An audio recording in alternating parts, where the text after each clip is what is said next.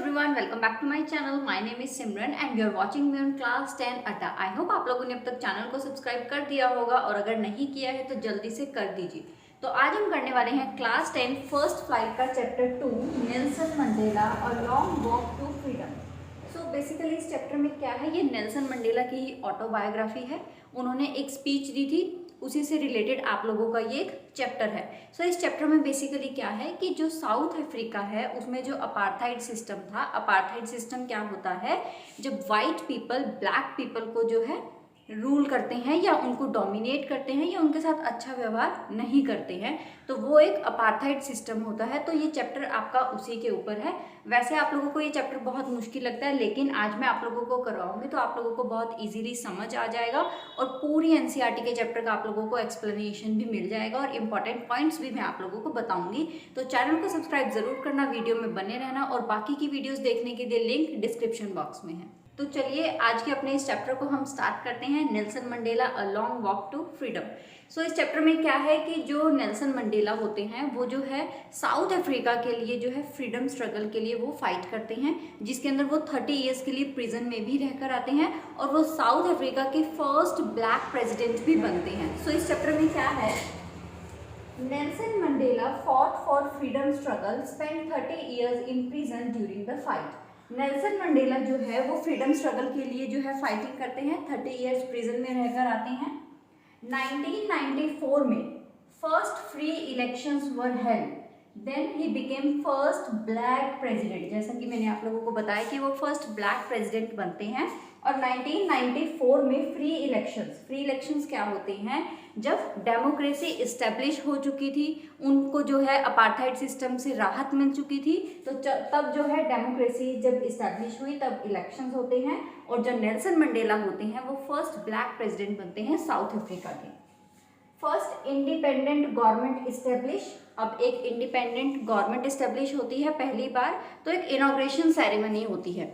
जैसे हमारे यहाँ पर भी इंडिया में जब prime minister Modi inauguration ceremony oath taking होती है, जब वो प्राइम मिनिस्टर बनते हैं, तो वैसे ही एक इनॉग्रेशन सेरेमनी होती है।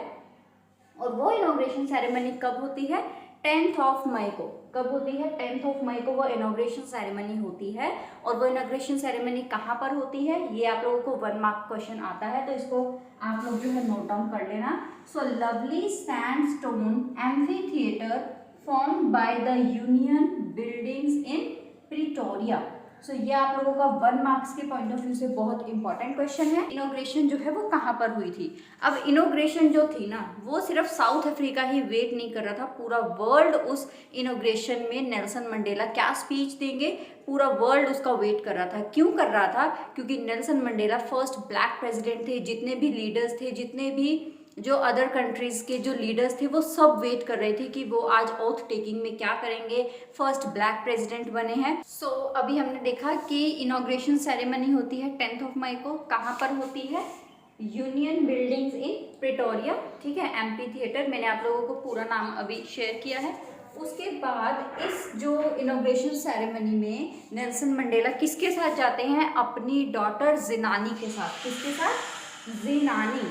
ये 1 मार्क का बहुत इंपॉर्टेंट क्वेश्चन है, इसे नोट डाउन कर लेना, स्पेलिंग याद कर लेना, ठीक है।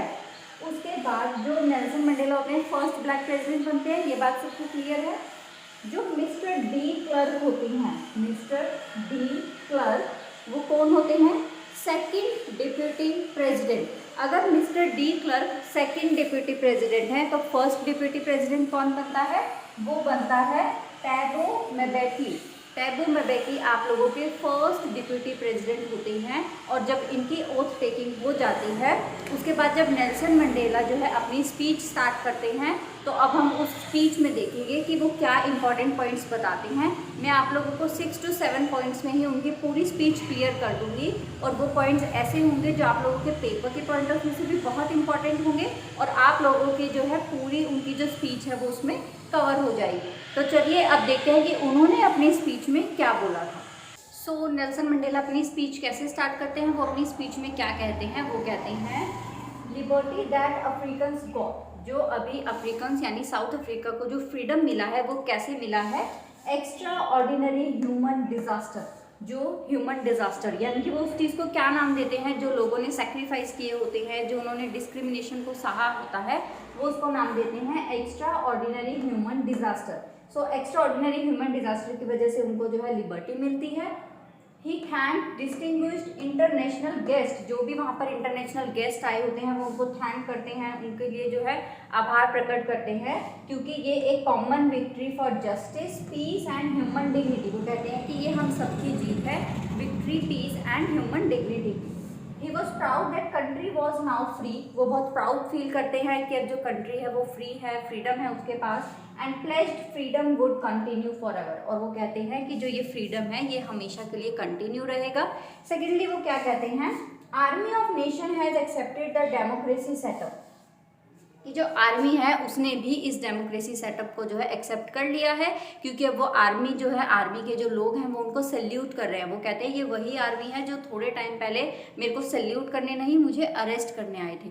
तो वो क्या कहते हैं कि जो आर्मी है उसने भी इस सेटअप को जो है एक्सेप्ट कर लिया है। और वो क्या कहते हैं, शेवरन of Impala jets left a smoke trial of the new southern African flag, और जो है जेट्स जो हैं एक न्यू साउदर्न अफ्रीकन फ्लैग के जो हैं स्मोक ट्रायल्स दे रहे हैं, यानी कि उसमें कलर्स के जो हैं कौन कौन से कलर्स होते हैं, red, black, blue, gold and green. तो इस कलर के वो जो है स्मोक ट्रायल्स देते हैं न्यू साउथ अफ्रीकन फ्लैग के। के बाद वो क्या कहते हैं, जब वो जो है न्यू साउदर्न फ्लैग के जो है कलर्स जो मैंने आपको बताए वो जब वहाँ पर होते हैं, ट्रायल उनका होता है, तो उसके बाद क्या होता है, 2 anthems were played white and black people के लिए। ठीक है, 2 नेशनल एंथम्स होते हैं वहाँ पर, वाइट पीपल्स के लिए अलग एंड ब्लैक पीपल्स के लिए अलग। अब 2 एंथम्स क्यों, क्योंकि वहाँ पर white people and black people पहले जो रहते थे, या जो उनका रेशियल डिस्क्रिमिनेशन होता था, या जो अपार्थाइड सिस्टम था, तो उसमें 2 नेशनल एंथम्स थे। तो यहाँ पर जो है वाइट पीपल के लिए जो नेशनल एंथम था वो था निकोसी सिकलेल आईएफ्रिका। स्पेलिंग याद कर लेना, क्वेश्चन आ जाता है एमसीक्यू में। एमसीक्यू में तो स्पेलिंग की ज़रूरत नहीं होगी, लेकिन अगर आप कोई क्वेश्चन अटेम्प्ट करोगे तो उसमें ज़रूरत है। और जो ब्लैक पीपल थे उनके लिए जो नेशनल एंथम था वो था डाई स्टेम। ठीक है, तो ये तो हो गई उनके नेशनल एंथम्स, और जो जेट्स ने जो कलर जो है ट्रायल वहाँ पे दिया था। उसके बाद थर्डली वो क्या कहते हैं, ही टॉक्स अबाउट हिस्ट्री। किस चीज़ की हिस्ट्री के बारे में बात करते हैं, वो रेशियल डिस्क्रिमिनेशन कैसे आया, और जो यहाँ पर जो है डिस्क्रिमिनेटरी सिस्टम कैसे इस्टेब्लिश हुआ। सो जो डिस्क्रिमिनेशन सिस्टम था ना वो 20th सेंचुरी के फर्स्ट डिकेड में आया था, यानी कि 1900 एंड 1909 में। ठीक है, जब एंग्लो बेरियर वॉर हुआ तब जो है वाइट पीपल ने आकर ब्लैक के ऊपर जो है रूल करना शुरू किया, उनको डिस्क्रिमिनेट करना शुरू किया, उनको ऑपरेशन करना शुरू किया। रेशियल डिस्क्रिमिनेटरी सिस्टम वर फॉर्म, तो तब जब एंग्लो बियर वॉर के टाइम पर जब वाइट पीपल आए और उन्होंने ब्लैक के ऊपर जो है रेशियल डिस्क्रिमिनेशन क्या होता है, वो ब्लैक पीपल्स को अपना स्लेव बना के रखते थे, गुलाम बना के रखते थे, उनसे काम करवाते थे, वो किसी बेंच पर बैठ नहीं सकते थे, वो किसी के साथ घूम नहीं सकते थे, कहीं जा नहीं सकते थे, तो वो उनको ये रेशियल डिस्क्रिमिनेशन होता है। ठीक है, fourthly Nelson Mandela talked about a good thing.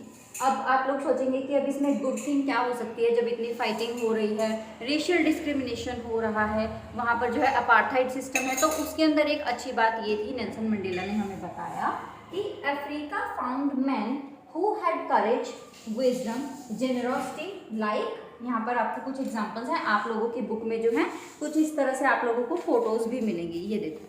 ठीक है, सो उन्होंने हमें एग्जाम्पल्स दिए, आप लोग अपने टेक्स्ट बुक में देखना। यहाँ पर क्या क्या नाम थे, Oliver Tambos, the Walter Sisulus, the Chief Luthulis, the Yusuf Dadoos, the Bram Fischers, the Robert Sobukwes. जैसे हमारे इंडिया में जैसे भगत सिंह, महात्मा गांधी, सिर्फ नेल्सन मंडेला, वैसे ही उन्होंने अपने लीडर्स का भी हमें नाम बताया, क्योंकि सिर्फ नेल्सन मंडेला ही जो है इस फ्रीडम स्ट्रगल में अकेले ही फाइट नहीं कर रहे थे, उनके साथ और भी लीडर्स होंगे, तो उन्होंने उसका भी एग्जाम्पल दिया कि ये सब तो हुआ, चलो ठीक है, लेकिन इससे क्या हुआ, कंट्री को कुछ करेजियस जेनरोस्टिक मैन मिले जिन्होंने कंट्री के लिए फाइटिंग करी। सो ये एक अच्छी बात उन्होंने हमें बताई। तो ये थी 4th पॉइंट।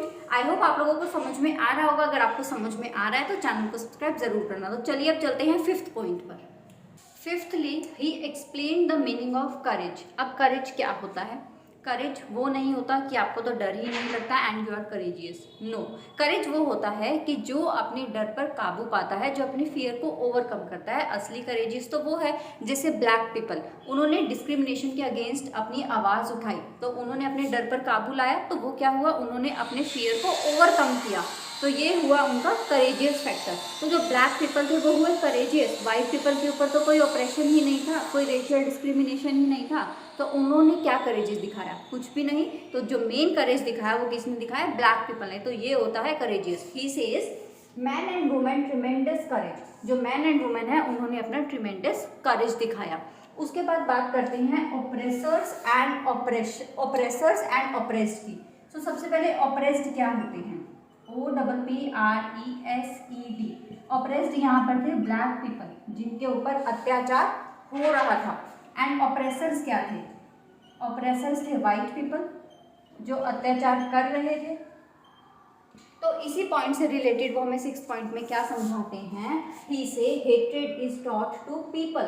ये जो ऑपरेसर्स थे ना आपके, इनको नफरत सिखाई जाती है, तभी तो ये ब्लैक पीपल के ऊपर जो है ऑपरेशन करते हैं, डिस्क्रिमिनेशन करते हैं उनके साथ। लेकिन जो अगर हम उन्हें it can also be taught love, क्या टॉट कर सकते हैं हम उन्हें, लव के बारे में भी बता सकते हैं। ये तो एक इनबिल्ट फीचर होता है, इनबिल्ट फैक्टर होता है हमारे अंदर। तो जो नफरत होती है वो हमें सोसाइटी सिखाती है। तो ये जो ऑपरेसर और ऑपरेस्ड का कंसेप्ट था, आई होप आप लोगों को समझ में आ गया होगा कि क्या ऑपरेस्ड होते हैं और क्या ऑपरेसर्स होते हैं। और वो कहते हैं कि जो नफरत है वो हमें सोसाइटी सिखाती है, तो लव जो है वो नेचुरली होता है। अगर हम उसको हेट्रेड नहीं सिखाएंगे तो लव की फीलिंग्स तो नेचुरल है ना।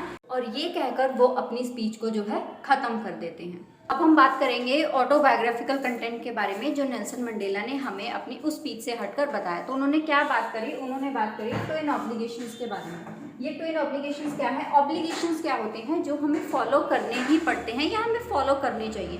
तो यहाँ पर वो 2 ऑब्लिगेशंस के बारे में बात करते हैं। वो ऑब्लिगेशंस होते हैं, एक तो फैमिली से रिलेटेड और एक कंट्री से रिलेटेड। फैमिली से रिलेटेड क्या, जैसे अगर कोई भी मैन है तो उसको as a son, as a father, as a husband जो है अपने कर्तव्य को फॉलो करना चाहिए, उसको जो है केयर करनी चाहिए, उनके बारे में सोचना चाहिए, और अपनी कंट्री के बारे में एक पैट्रियोटिक फीलिंग होनी चाहिए। लेकिन अगर वो हमें क्या कहते हैं, but in Africa no one could do such thing. Africa में ऐसा करना अलाउ ही नहीं था। अगर कोई मैन अपनी फैमिली से रिलेटेड अगर उनकी कुछ हेल्प करता था जो ब्लैक थे, तो क्या किया जाता था उनके साथ, फैमिली से उनको अलग कर दिया जाता था, आइसोलेट कर दिया जाता था और उनको प्रिजन में डाल दिया जाता था ताकि वो उनकी हेल्प ना कर पाए। तो यहाँ पर ऐसा भी था अफ्रीका में।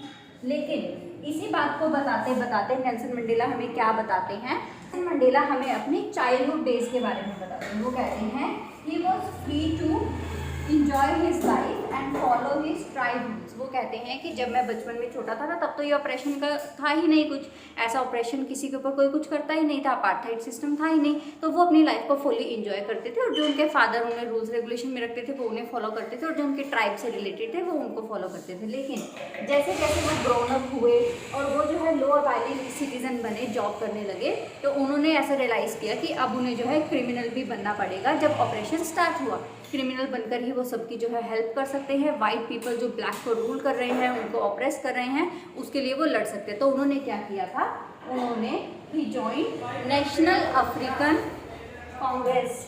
उन्होंने नेशनल अफ्रीकन कांग्रेस को ज्वाइन किया ताकि वो लड़ सके फ्रीडम स्ट्रगल के लिए। और बाकी की स्टोरी आप लोगों ने देखी है कि कैसे ये लंबा फ्रीडम स्ट्रगल चला और फाइनली उन्होंने एक डेमोक्रेटिक जो है कंट्री इस्टेब्लिश कर ली और वो वहाँ के फर्स्ट ब्लैक प्रेसिडेंट बन गए।